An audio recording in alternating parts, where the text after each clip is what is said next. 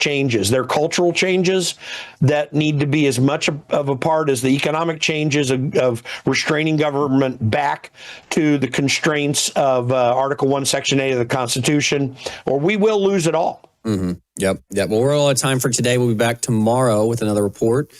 Go to theconservativecaucus.com and at Jim Path on X to keep up with Jim, and watch us tomorrow night, worldviewtube.com, 6:30 p.m. Central Time.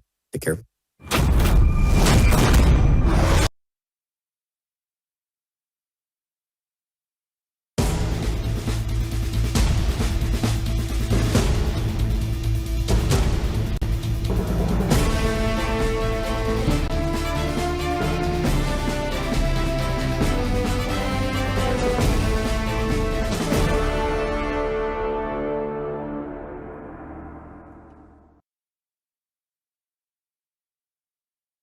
And hello, Hearts of Oak. Thanks so much for joining us once again. It's great to have Anni back with us again to make a little bit of sense out of this never-ending conflict in the Middle East with the US and Iran, and that's Anni Cyrus. Anni, thanks so much for giving us your time as always.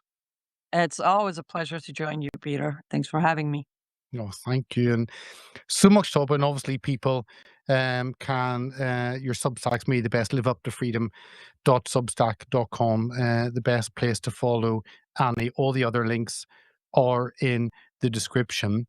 And I mean, Anni, you've dedicated your life, and we've talked about kind of your background, your past, but your life to standing up with the Iranian people in their fight for freedom, live up to freedom. It kind of fits that. But if you can give us, we're in this war that maybe some of us, maybe not yourself, we were discussing when you were on last, maybe 4 months ago, some of us maybe stupidly thought this would be done and dusted, firing a few B-2s and a few rockets, and the Iranian regime will capitulate, or the IGRC will capitulate.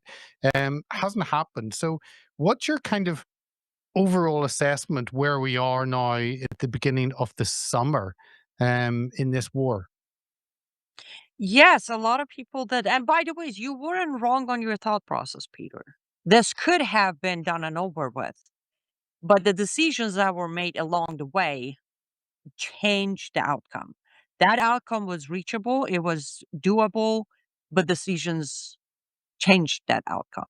Where we're at right now is exactly where I was afraid we would be. Not just me, a lot of Iranians were afraid that as the regime is collapsing, as IRGC took power, instead of putting pressure on IRGC militarily to collapse them, we're going to go for let's reach an agreement. Now, I want to be very clear. This is not against President Trump himself. This is historically United States of America's policy. We don't tend to finish wars.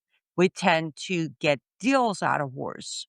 And apparently we failed to learn our lesson when it comes to Islamic groups and governments in the Middle East. We keep taking these deals, and then a few years later we go back in and do another war, or stay in there for how long, 20 years or so, and then come home. Either way, where we're at today is exactly where I thought we would be, which is not only IRGC is untouched, but the regime that Israel successfully crippled is back on its feet. Most of those who were killed have been replaced with new members. The system is back on operating under the Islamic laws and Islamic leaders rather than IRGC. So it has shifted from military governing back to supreme leader government. Now, I want to say something here. No, Khamenei's son is not the new supreme leader. They are not announcing the supreme leader. They're keeping the new supreme leader safe from Israel. So you will continue seeing the cutout of Khamenei's son as the supreme leader for now. However, they do have a new supreme leader that is not named publicly because they need to keep him safe. And on the other hand, U.S. is at this point, unfortunately, as I said on my program a few days ago, we have surrendered. We're at a point where we're almost begging them for a deal because we need to get out of this war. We can't leave it lingering because that's going to be the never-ending scenario. we can't continue it because here in less than a week, World Cup is starting in United States of America. Right after that, we hit for our midterms. After that, there's no coming back after that. There is no coming back after that. Therefore, we have to stop the war, but we can't go home without a win. With that being said, our government is almost begging Iran to just sign a deal, any deal, something. Let me go home and say we won this war, and in a year or two, we'll figure it out. That's the summary of where we're at. Now, you've done a lot of articles, and I just mentioned your Substack again, 47 years of fire, why Iran hasn't stopped, I think earlier in the year, and then the Constitution v Sharia, one must fall, the Iran war narrative, and you've covered pieces on executions there and the disparate actions and hijab defiance, and the internet block and all of that. And maybe a lot of people in the West wanted this to be done after 47 years of the Islamic Revolutionary Guard, that the West were getting tired. And then America goes in. I mean, a lot of people thought actually they should be able to do it. America has the firepower, it has the ability, the capability, or so we thought. And then Iran, not being a small country, being what, 80 million, is it? It's a this is not a tiny entity you're going up, but it seemed as though they were kind of prepared for this, and America's ended up getting a bloody nose, despite Pete Hegsworth's great press conferences, which I love. I kind of trying to connect that to reality. But yeah, I mean, everyone wanted someone to deal with this problem. America's gone in, and yet if America can't deal with it, then kind of who can? That's maybe the thinking at the moment. So I'm going to use this example that normally tend to make sense. If you have a deep cut and you go to the ER, uh, the doctor, the ER doctor or surgeon, if it's too deep, they don't have just one solution to the problem, right? They can stitch you up, they can use glue stitch, or they can use a butterfly band-aid and tell you to go home. We do, again, we do have the solution, but we need to go back to the beginning. This was not US war. Last year, around the same time, it was the Israel war. Israel started it as a retaliation, by the way. In 12 days, US jumped in and got a ceasefire. If we look at last year, 12 days war, it was days away from being completed. But US stepped in and got a ceasefire, again, based on policy. Then this year, again, the first 2 days was Israel going in. Third day, we came in, and instead of trying to do a ceasefire, we decided to hijack Israel's war. I know a lot of people don't like to hear this, but the truth is the truth, and I can't sugarcoat it any longer, especially now we're in the middle of this. If we would have let Israel finish it, it would have been done by now. The point is, the surgeon decided, though your cut is very deep, a couple of butterfly band-aid is going to fix you up for now. Until you get infection, until you come back and have to pay a bigger price to fix the hand. That is unfortunately the mindset of American politicians.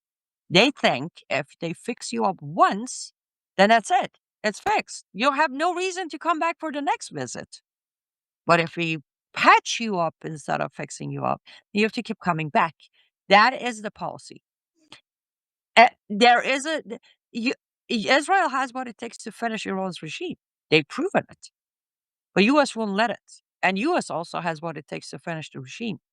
So the regime isn't a big, bad monster, scary, never-ending power. The policies surrounding the regime is the evil that won't let us finish this evil. I hope that makes sense. No, it does. And I think, yes, we're doing this Wednesday, going out Thursday. But I think yesterday it came out, different reports of conversations between President Trump and Benjamin Netanyahu. Um, one side of it was there were lots of words that we couldn't use here, with Trump being exasperated, and that being fairly strained. And I kind of look on it that part of it, America wants ceasefire, and Israel doesn't, because Israel lives in the area and it knows what has to be done, and there are two different viewpoints of the situation. True. I have said it repeatedly on interviews, my show, my Substack, that Israel is the only country, not just by politicians, but by actual citizens, that completely and tangibly understand the threats of Islam, specifically this regime that has enabled the other proxies. So, if anybody is serious about fixing this problem, is Israel. And yes, many Americans want ceasefire. A few weeks ago, I said, here's the point. We need to accept this loss, come back home, and let Israel finish it. Again, the entanglement is where we think we have to constantly control Israel. I know, shocking. Jews run the world, but the U.S. constantly have to control Israel. Our ceasefire has nothing to do with Israel's ceasefire. Not just between Iran and Israel, Israel and Lebanon, Hezbollah, Hamas, Houthis. None of it is our business. When you think about it, it's not our business. Israel can buy the military equipment they need from us. We don't have to be there. We don't have to deal with it. But then the bigger entanglement is when we went so deep into connecting ourselves with some of the Gulf states that now we answer to them. This isn't about us trying to defend Israel. This isn't about us even trying to help Israel. This is about trying to save ourselves from all the deep ties we have created between US and, let's say, Kuwait, Saudi Arabia, Qatar on top of the list. Now apparently Pakistan is our middleman. Again, it's a simple process, but then it's a very complicated process. Are Americans willing, or Europeans for that matter, are we willing to face the hits once and for all and move on with better lives? Or are we going to constantly use Band-Aid and antibiotics until life is over? I don't think most Europeans and most Americans even understand that concept. I don't think they understand in order to finish this, it's going to be a big hit, but it's a one time hit, one time suffering. It's done, and a lot can be reversed. I don't know if they know it, and I don't know if they have what it takes to accept it. When you talk about the difference, the Europeans are clueless, but the Europeans are generally clueless in terms of world affairs and certainly military affairs. But that's a whole other conversation. The incompetence of I, on European behalf of nations. on behalf of my fellow Americans, I will say I'll accept the challenge because you think Americans aren't clueless? The level of division inside America right now is keeping them so busy, they might accidentally think we're at war with Iraq right now. But is no, I get that. But is part of the is like is the issue on this, certainly on the right, Israel and where Israel fits in, because this isn't just an issue of America removing Iran. You've then got Israel into that mix, and that seeming confusion that there is now in on a lot of the right, and it's always been in the left, that anti Israeli feeling that well, it's now unveiled anti-Semitism that we see, but it's not as simple as US v Iran. It's you've got Israel in the mix, and that seems to confuse a lot of the commentators and media, because they don't understand. It's too complicated. Then Yes, and that goes back to blaming our governments, all of our governments. See, they don't, until at this very moment, they are still saying that. I think, paraphrasing, President Trump said many Americans are willing to pay higher gas prices to ensure no nuclear Iran. I guarantee you that is not the case. I don't think for a second Americans care if Iran has nuclear weapon or not. Why? Because they have never been given the clear image of what Iran does. Many of them have no idea what the regime of Iran has done to Americans. As long as you sit there and say this is about Israel, Americans or Europeans for that matter, why would they care? I'm not talking about Christians, okay? We're talking people. Because, yes, as Christians with you, but as average citizens of a country, if you're not in Israel, you don't care. You're like, no, I'm not going to pay higher gas prices or grocery prices for that matter. So Iran has no nuke, so they can't wipe Israel off the map. That the transparency isn't there. Americans still don't know the role Islamic Republic of Iran's regime has played against Americans' lives. They still don't know the amount of blood this regime has on their hand from American soldiers and American people. That is the problem. If they knew, I promise you, many of them would look at it differently. Now, the anti-Israel, anti-Semitism narrative has nothing to do with Iran. If it's not Iran, it's Hamas. If it's not Hamas, it's Gaza. If it's not Gaza, it's Lebanon. If it's not Yemen, Lebanon, it's Yemen. They'll fund something to hate Israel. And that's another part of it. If we would have stopped, we hijacked their war, but we never came out and say it. Our government allowed the media runs with, we went to this war because of Israel. That is a lie, but our government never bothered to correct that lie, did they? No, that's true. They haven't. Can in terms of information coming out, we've had that block on the internet. I think for nearly 3 months. That has been lifted, or has it? I mean, is there now access? Is there a better understanding of what's happening within Iran? Because obviously that restriction on the internet, that blockade, meant that the regime can do what they want without the world necessarily watching on, which is really quite frightening. But was that blackout been like, and is it now lifted? So the blackout, the internet blackout started on January 8th. So about 4 months into it. Now we should dissect this for a minute. When we say internet in Iran, it's not what me and you have. People need to understand that. As it is, internet inside Iran is very controlled. You don't have a provider where you go and get internet and give you a modem, da da da da. No, you buy the internet from the government agencies directly, which has an IP tracing so they can trace everything you do.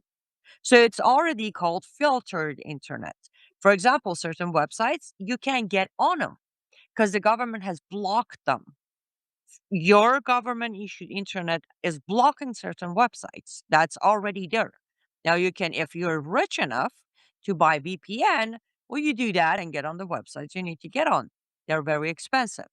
So it's originally, even before the blackout, it's not like it was open season. Let's go. I have a provider. But when the blackout started, it was absolute blackout. VPNs started skyrocketing. I spoke to someone who, equal to American dollar, had to pay almost $3,000 for worth of 1 gigabyte of internet. 1 gig, $3,000. Now, many did. Now, I should say this: a lot of Iranians outside of Iran, we started buying the VPN for those inside Iran. Okay. Because technically their $3,000 is about $10, $15 for us. So we started providing the VPN. That's why information continued coming out. And then there was the Starlink where Elon Musk decided to give them some free Starlink. But then the crackdown started when the regime goons started breaking into people's house. If they caught you with a Starlink device, immediately transfer to prison. 4 months later, yes, technically the government internet is back on. But the government internet is the key part. They didn't lift the blockage because they felt safe enough or they care for their people. They actually set a trap. That internet being reopened is going to track everybody's movement, what they post, where they post it, so they can gather people faster. With that being said, those who are active are not using the internet that's provided to them because that's a trap. So the story is still the same. They have to get their hands on VPN to get us the truth, to send us the videos, to send us the pictures, the reports. But the government internet is back on where people can use it to, I don't know, watch the Iran news without any problems. What what does this do to the economy, the economic side? I mean, Iran is what, 400 billion or so GDP. It's in probably like the top 30 or so countries, maybe top 40 in the world. So again, it's sizable. Relies on oil, and that's been the whole battle of the Hormuz Strait. What has been the impact of the economy on people living. People are just trying to get on with their lives in the middle of this, and yeah, what has been the impact on people actually living there?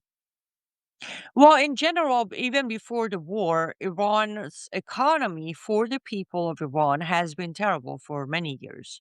Before the 12 Days War, I actually reported that about 42% of the country are living below the line of poverty.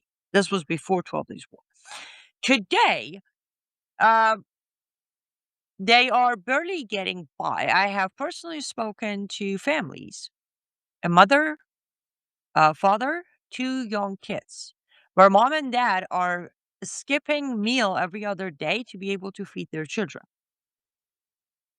It's at a point where from this morning to next morning, people don't know what's the next item that will be absolutely not affordable.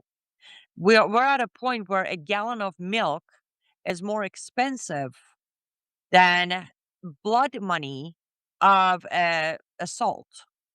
Should I explain that for your audience? They may not know what that means. Yep, yep. Okay. Explain. So, so in Islam, everything you do is eye for an eye, everything.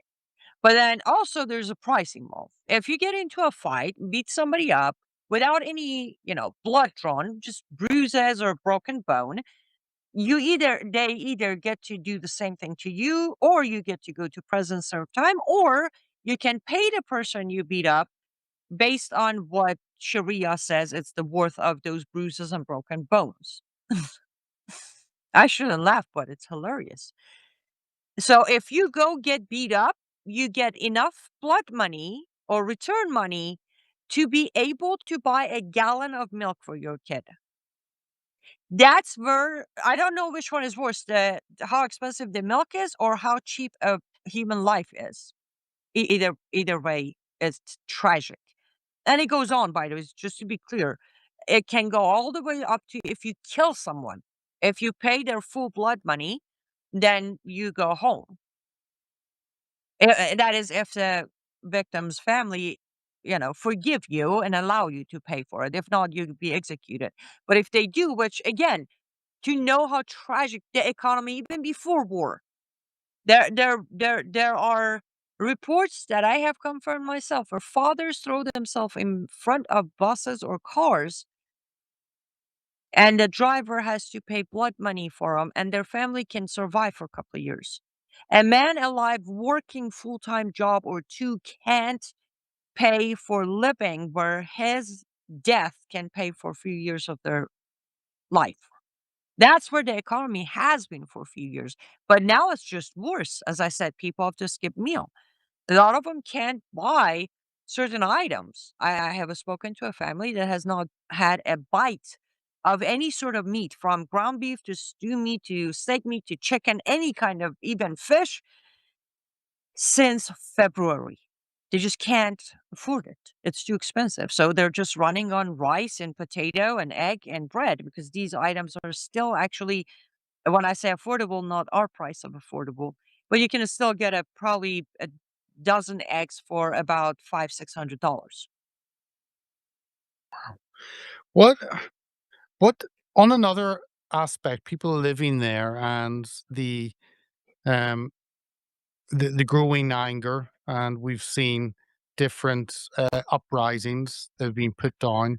The hope was that actually you remove the top and then you give people the freedom to live their lives as they want, not under an Islamic regime, and yet that has not happened, possibly because the West, America and Israel, have not actually worked on the ground. Maybe they weren't ready, have not prepared people to rise up. Maybe Trump foolishly thought if you bring in an air war, then people on the bottom will automatically rise up. That obviously at the beginning of the year they were butchered, and therefore that's been a lesson. Where does it fit in terms of the people of the country rising up? Because if America do a deal, then it looks like that situation, that ability, is curtailed for the foreseeable future. Let me insert a correction there because it is important for me to do. Israel was prepared Israel was going for toppling the regime. Israel even had somewhat endorsed the choice of Iranian people, Crown Prince Pahlavi. U.S., on the other hand, U.S. was prepared for their own form of, reform. You've heard Trump repeatedly saying the new uh, government, the new leaders who are very respectful, very moderate, more understanding. You've heard those phrases. And interesting enough, back in January, remember the war started February 28th. I wrote in January that the three possible outcomes of this revolution that Iranian people have created. And one of those three was US will get involved, hijack the revolution, and do their own reform. I don't write that, by the way, because I'm a prophet. No, I do that because I'm extremely realist. And also, I know a lot about history.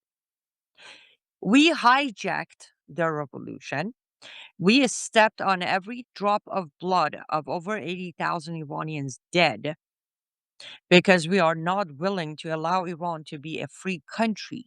A free Iran is a terrible country for the elites, for the globalists, and for the powers of Western countries. So, inside Iran right now, people are ready to get back on the streets. However, there's a huge difference. Most that I talk to, they have absolutely given up on US and Trump altogether. Their plan is they're at this point they're waiting for Trump to make the deal because they're ready to come back and finish it, even if it means every single one of them dead. My heart breaks for them, but I am happy that they are smart enough to come to realize what they're dealing with.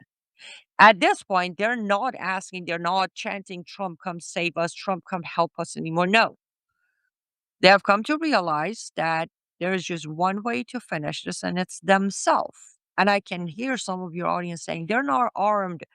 It's not going to happen. Wait, if nobody comes in to hijack the revolution, they'll conquer this land. They'll take it back. The issue isn't the regime nor the fact that they're disarmed. The issue is for 47 years. American powers have constantly bought time for the regime while stepping on Iranian people. The new generation has finally come to realize that.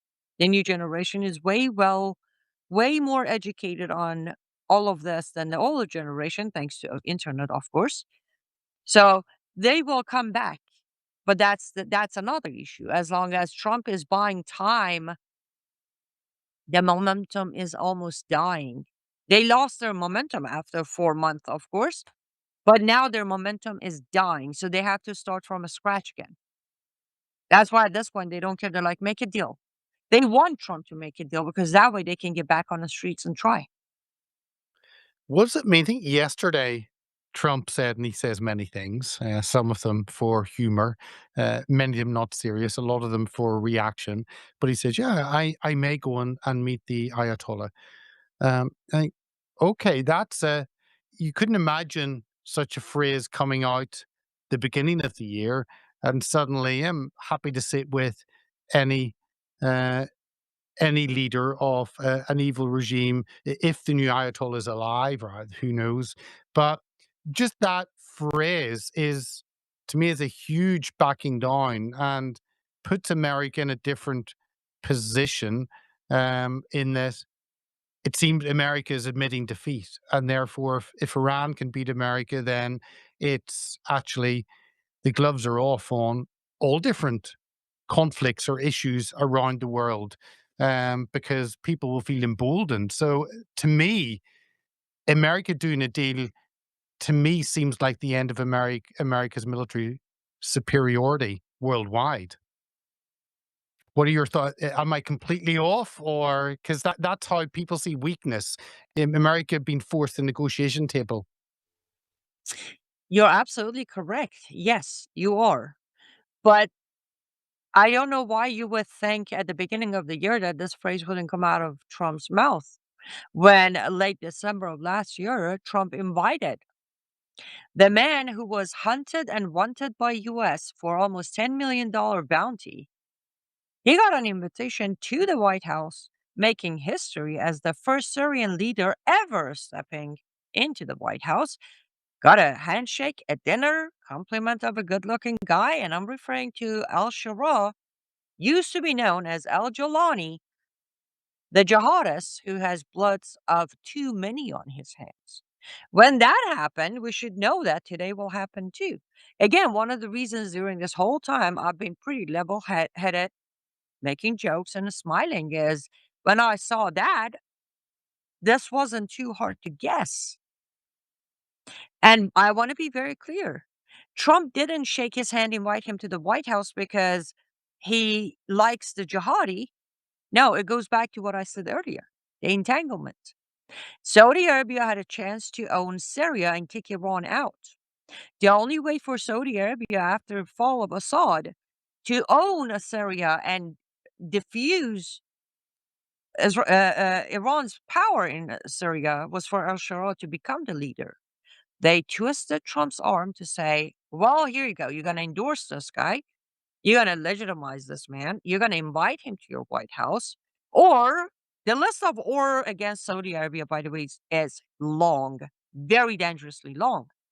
And immediately, he allows Saudi Arabia to pay off Syria's debt. And today, well, Saudi Arabia owns Syria and Iran can't even put a foot in Syria. So these are the things we need to understand. This isn't Trump wanting to sit down with the Ayatollah. No, this is Qatar telling Trump, you're going to have to make friends with these people because a free Iran looks terrible for Qatar. Terribly terrible. So the ties of our allies is exactly what's twisting his arm behind his back. I'm not defending his actions for the record. I criticize him almost daily. But understanding what's behind the scene, understanding the set of the table is where you can understand which bite you want to take. Unfortunately, President Trump did not understand the table before he took the first bite on February 28th. And today we're here because of that. Now, is Iran gonna be emboldened? No, because I don't like to say this, but Iran's regime, the IRGC, they're very smart. They know they didn't defeat the military of U.S. They know they defeated U.S. policy. They're gonna keep playing with that. They know if there was ever a president in America who would erase the entire policy record and say new policy is we end evil, they would be gone in a day. So they're still going to be careful with the military side of things, but they are very aware of the policy when they're going to play that policy game. Other countries, yes, they will see this as a huge weakness. You mentioned a few of the countries, and obviously Syria is a tiny country economically compared to Iran, and then Saudi Arabia being the giant in the region. But we've seen what's happened just with UAE, with Dubai, and that miracle maybe finishing.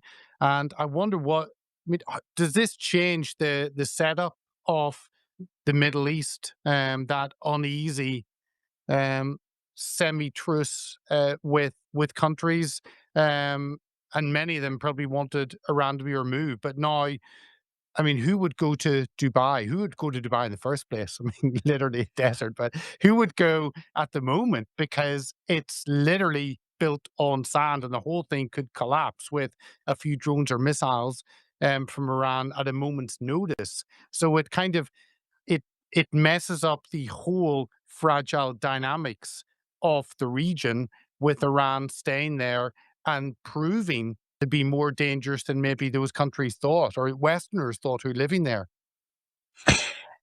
And that is an interesting point of view. The way I look at it is actually absolutely opposite.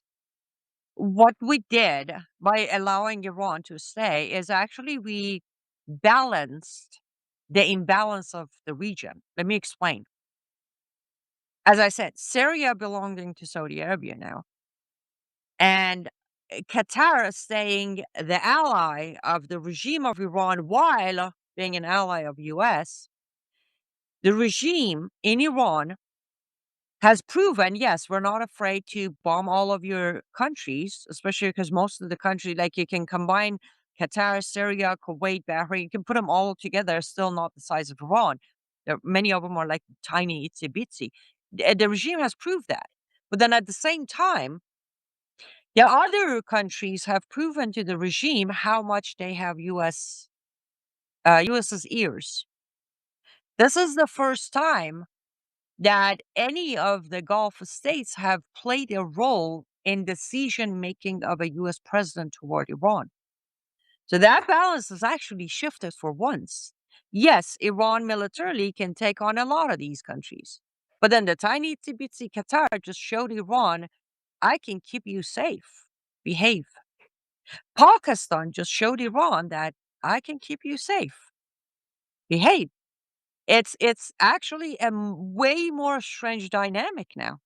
A lot of those countries who were considered nothing by Iran, or the regime was constantly, making threats towards them, just gained a power to tell the regime of Iran that, hey, I play a role, you better back off. No, it's fascinating to watch the dynamics. Again, the pressure from the diaspora from the outside. I think later this month there's a big rally coming up in Paris, and they're talking about having 100,000 people there, and that kind of fits into smaller. We've seen a lot of demonstrations in London, which have petered out. Kind of, we've seen some in DC. Kind of what impact does that have? Because Trump wants to win. He's not going to do, is he going to do something differently because people come out? Is that going to affect? How does kind of that rise of diaspora focusing on this issue, highlighting it, how does that impact or change the course? So, number one reason for those who take on the streets, those of us who still report on what's happening, the main goal, the main point, not goal, the main point is to make sure that our fellow Iranians inside Iran do understand they may not have the support of any of the governments, they may not have the support of majority of Americans or Europeans, but they still got our support. We will continue being their voice. It's that psychological support, especially now. The reason you're going to see bigger rallies taking place again is inside Iran, people have given up hope, not about themselves, about the so called allies who were coming to save them. So we're trying to uh, give them that assurances, that confidence back that you're not alone. And there's plenty of us out here, too many Iranians outside in Europe and America and Canada. So that's the main reason. The second reason is um, Crown Prince Pahlavi said this a long time ago. By a long, I should say, some were early March or whenever he went to CPAC. I don't know. At that speech at CPAC, he said, "We will free Iran with or without your help." And he's going to deliver on that. I don't say that because he has my vote. I'm watching. He has not given up. He did not slow down. He was smart enough to stop trying to contact President Trump. He started going, as you know, he's done a lot of travels to Europe. He's gaining a lot of support in Europe, not through Iranian people, but rather a lot of lawmakers in Europe. So that's the second reason. We we're not going to let US again make a decision for the future of Iran. Therefore, these rallies, most of them will have Crown Prince Pahlavi or his wife or his daughters as main speakers. So the policy is going to keep pushing forward. The message is going to keep pushing forward until the Iranian people inside Iran are freed from this negotiation and bombs to come back on the streets and try to take the country. And I want to repeat this. Israel is still on the side of people of Iran. Not because they love Iranian people, they do. But the reason is because they know a free Iran means a dramatic change of scenery for Jews in Israel. So we still have that, not necessarily as a war, because clearly every time Israel tries to free Iranian people and themselves, US jumps in. So things are going to be different, but the movement is going to continue. And that is the biggest impact. The more of these rallies, the more of reportings, the more of Substack, the more of interviews, the we are going to not allow them being Western country leaders, we're not going to we're not going to allow them to silence and erase what happened on January 8th and 9th. That's not going to happen. So we kind of have to continue being on the streets. We have to continue being on air. We have to continue speaking up. A lot of people already forgot there was a revolution before this war. So we need to keep repeating and reminding. No, people are very forgetful of what's happened last week. Never mind this. Okay, just the final thought on, obviously President Trump is wanting to do a deal because little thing called the midterms, which affect. So yeah, don't go to war just for elections, or maybe thought this would be over much sooner. But again, looking at US and Israel, they may want different things here. President Trump wants a peace deal because he is concerned of the impact of the vote. And you're right, filling up your car with fuel, Americans are not thinking, thank God I'm paying more for fuel because it's impacting Iran, the body. It's anger at the high fuel costs. But yeah, they want slightly different things, different outcomes. So how do you see kind of those conversations, those outcomes going? Because my worry is that America or Trump will do a peace deal, whatever is on the table, because he needs to tell the American people there is a peace. I mean, there's a peace. Supposedly there's a ceasefire at the moment. I don't know if that's actually the case because it seems to be broken. But yeah, how do you see those conversations going? Is that a case of Trump and Netanyahu at the table with the Ayatollah, the three of them? I can't imagine that would go well. That would not go well at all. I highly now. I am pretty sure Bibi will not sit down at the table with the Ayatollahs. Again, if you don't mind me, I'm going to plug my book for a second here. Not to plug the book, to make a point. The Architecture of Jihad. On the last chapter, before the conclusion, I named a face of jihad that seems like no one has ever heard of. It's called betrayal jihad. Betrayal jihad is when a society and a nation and its leaders decide to commit the jihad for the jihadist without being asked. Israel is excluded, completely excluded from that jihad. Every other country is committing betrayal jihad. Israel has not and is not going to. Sitting down at a table with the Ayatollah is betrayal jihad. We have had many Europeans and Americans, either soldiers or just citizens, killed either through funding of IRGC or hands of IRGC. However, none of us have faced the October 7th of Israel. None of us have faced 47 years of going to bed ready to get up and run to shelters. Peter, we're talking 47 years. Generations of Jews in Israel have developed a daily survival life routine. They will never give in to that idea.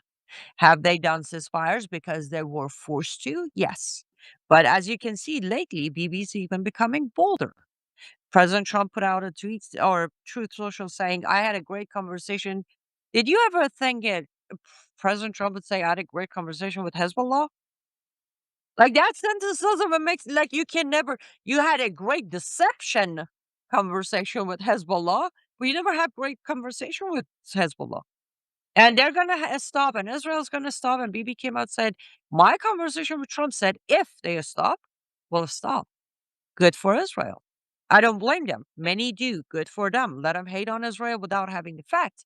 But bottom line is, yes, President Trump is most likely going to make a huge compromise when it comes to this deal to just get the deal. However, even if he forced Bibi to be involved, as you can see, Bibi is part of, or Israel is part of this ceasefire with Iran right now. But they haven't stopped going after Hamas or Hezbollah for that matter. So no, President Trump won't be able to completely contain the situation with Israel, but he's most likely going to get us, U.S., out of this disaster, at least temporarily, before the midterm, preferably before the kickoff of World Cup, with whatever deal he can sell to the public that, see, we won. Well, we'll watch it closely. And of course, viewers and listeners, make sure to follow Anni on her Substack, Live Up Freedom, to follow this very closely. Anni, thank you so much for your time. Always appreciate you coming on and giving your expertise. So thank you. Absolutely. Thank you for everything you do. And thank you for still inviting me back. Many don't.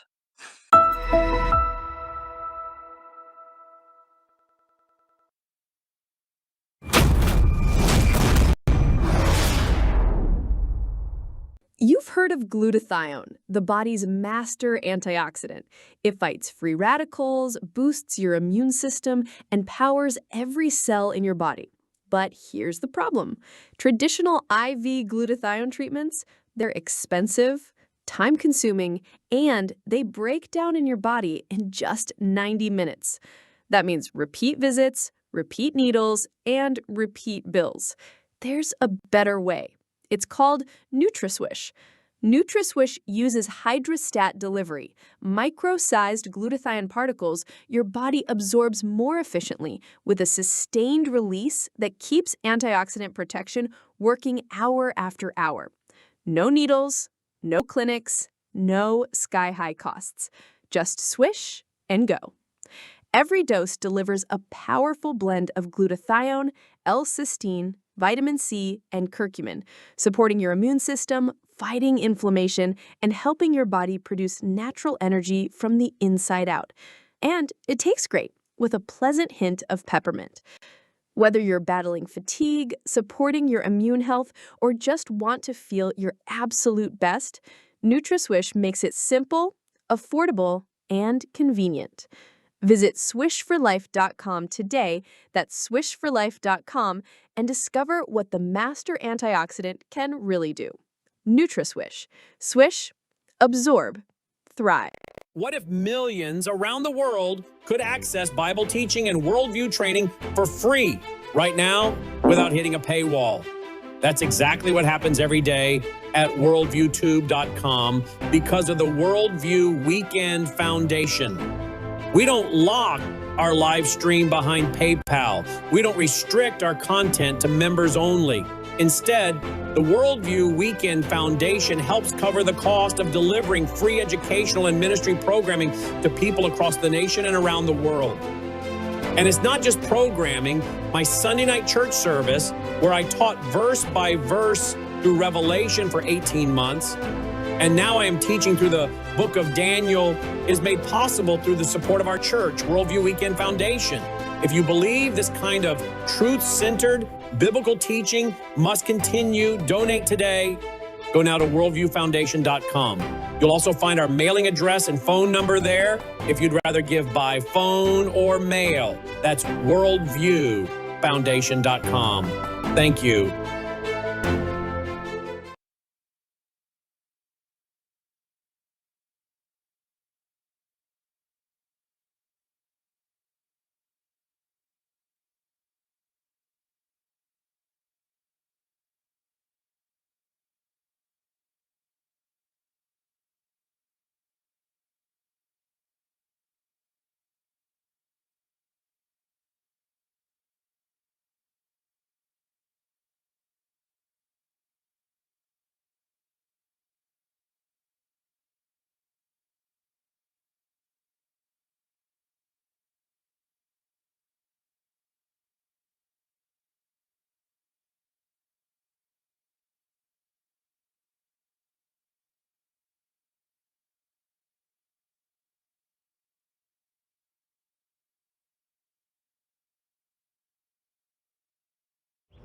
Nature has a rhythm, a quiet strength, a way of restoring, protecting, and renewing us.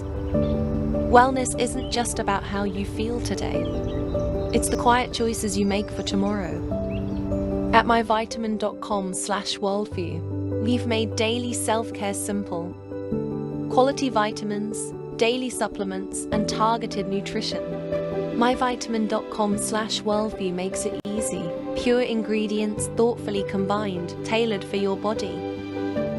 Formulated by a doctor who has over 25 years of medical practice experience and is a certified functional medicine provider. Visit myvitamin.com/worldview today and take the next step towards strength, balance, and resilience. Discover the wide range of med packs made for you and your loved ones. What you nurture today becomes the strength you walk in tomorrow.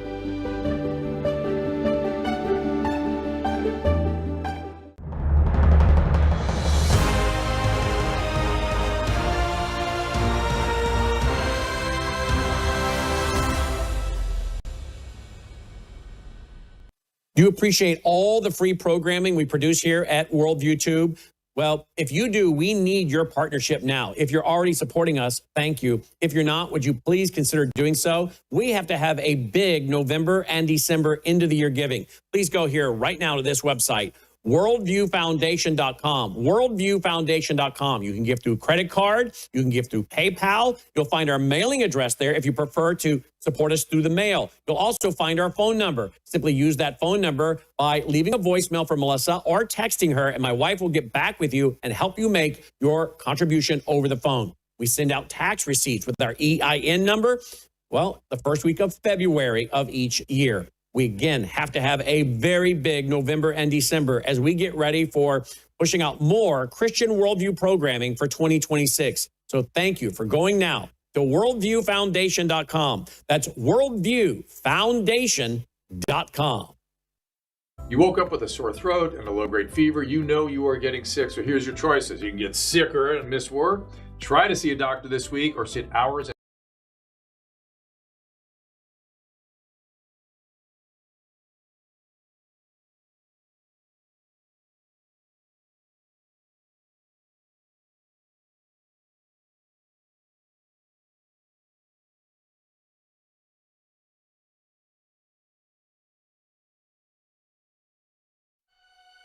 True beauty isn't applied. It's nourished from within.